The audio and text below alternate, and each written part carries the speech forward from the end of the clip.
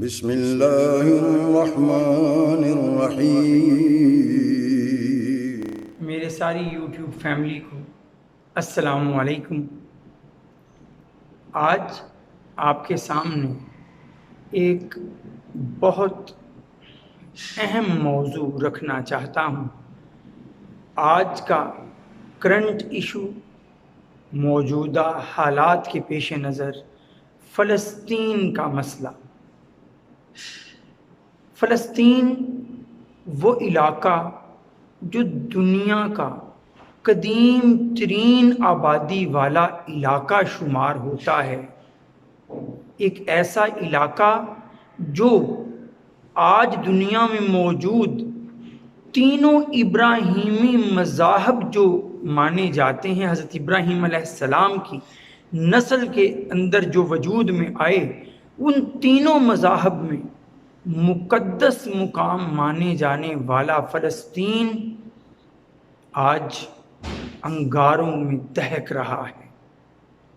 میں نے تینوں مذاہب کے نزدیک اہم کیوں کہا کہ آپ دیکھیے، یہودیوں کے ہاں ہیکل سلیمانی جسے مقدس مانا جاتا ہے وہ فلسطین میں، عیسائیوں میں بائبل کے مطابق حضرت عیسیٰ علیہ السلام کی جائے پیدائش بیت اللحم فلسطین کا علاقہ، اور مسلمانوں کا قبلہ اول مسجد اقصی بیت المقدس فلسطین میں۔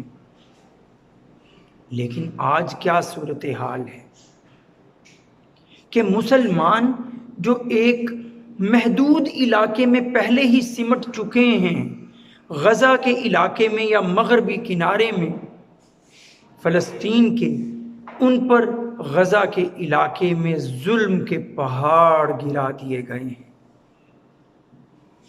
ان پر وحشیانہ بمباری اور میزائل داغ کر سینکڑوں کی تعداد میں ان سے ان کے جینے کا حق چھین لیا گیا ہے۔ یہ مسئلہ اب کا نہیں ہے، قدیم دور سے ہی یہ مسئلہ چلا آ رہا ہے، یہودیوں اور مسلمانوں کے درمیان رسا کشی کا۔ اگر اس موجودہ مسئلے کی بات کروں تو اس کا صحیح طور پر آغاز پہلی جنگ عظیم کے بعد ہوتا ہے، جب ترکی کو شکست ہوتی ہے، جس کے زیر کنٹرول یہ فلسطین کا علاقہ بھی تھا۔ تو یہ فلسطین انگریزوں کے، برطانیہ اور فرانس کے زیر قبضہ چلا جاتا ہے۔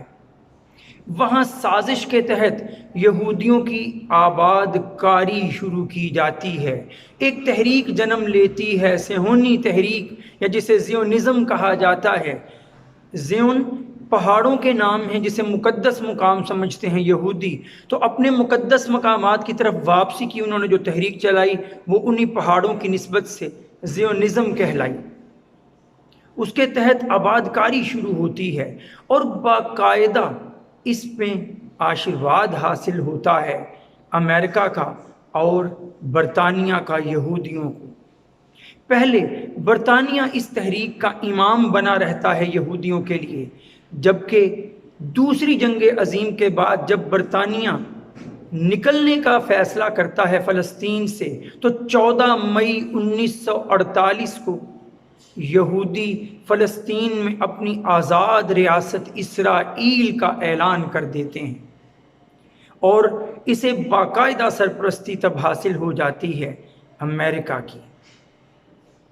آج بھی امریکہ سب سے بڑا سپورٹر بن کر اسرائیل کا کھڑا ہے، یہودیوں کا سب سے بڑا سپورٹر بن کر موجود ہے۔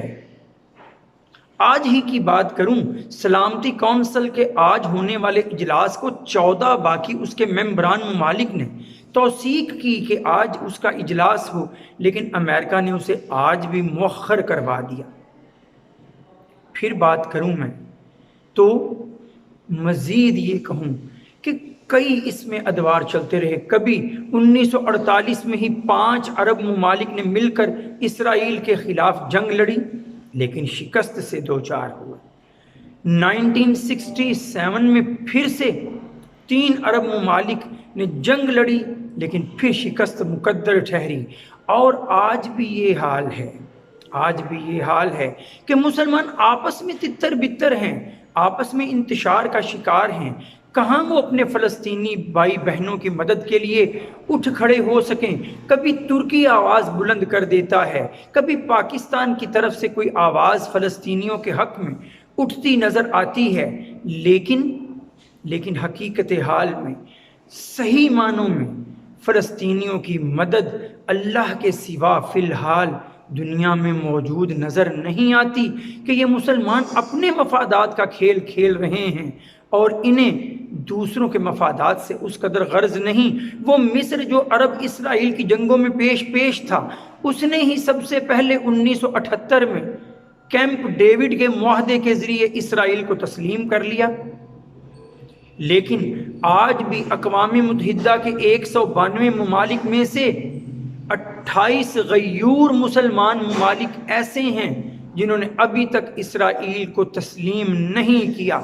جب تک کہ وہ مقبوضہ علاقے خالی کر کے مسلمان فلسطینیوں کو ان کا حق خود ارادیت نہیں دے دیتا، تب تک وہ اسے تسلیم کرنے کو تیار نہیں ہیں۔ کبھی 1964 میں ایک تحریک شروع کی جاتی ہے جس کا نام PLO پیلسٹینین لبریشن آرگنائزیشن رکھا جاتا ہے، اور بعد میں 1969 سے سن 2004 تک یاسر عرفات اس کے سربراہ رہتے ہیں، لیکن بہت خاطر خواہ کامیابیاں نہیں سمیٹ پاتے، بلکہ 1990 کی دہائی میں تو آ کر یاسر عرفات بھی اسرائیل کو ایک آزاد ریاست کے طور پہ تسلیم کر لیتے ہیں۔ لیکن یہ معاملہ شاید رک جاتا اگر یہ یہودی دراندازی کرنے والے اپنے مقاصد سے رک جاتے، لیکن انہوں نے تو زیادہ سے زیادہ زمین کو ہڑپ کرنے کو اپنا نصب العین بنایا، اور جہاں جہاں فلسطینی موجود رہ گئے ہیں انہیں کچلنے کا انہوں نے انداز اپنا رکھا ہے۔ اس پر عالمی برادری جو خود کو امن کے پیش رو کہتے ہیں، ان کی خاموشی سوالیہ نشان ہے۔